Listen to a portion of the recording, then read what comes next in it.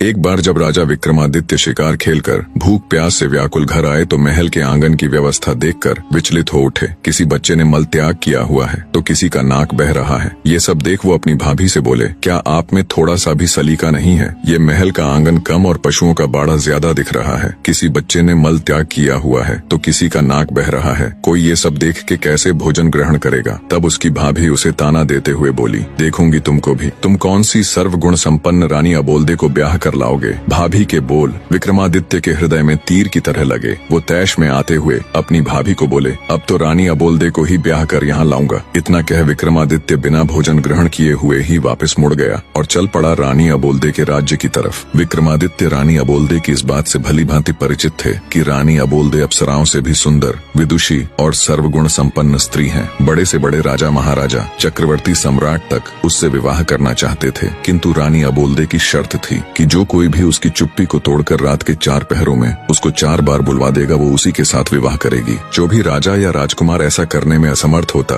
उसे रानी की कैद में रहने की सजा हो जाती। अब तक कोई भी राजा या राजकुमार 4 बार तो क्या 1 बार भी रानी को नहीं बुलवा सके थे। 111 राजा व राजकुमार रानी को बुलवाने का ये असफल प्रयास कर चुके थे, जो अब उनकी कैद में पड़े थे। रानी अबोल्दे ने अपने महल के सामने एक बड़ा ढोल रखवा रखा था। जो कोई भी राजा या राजकुमार रानी से विवाह करने का इच्छुक होता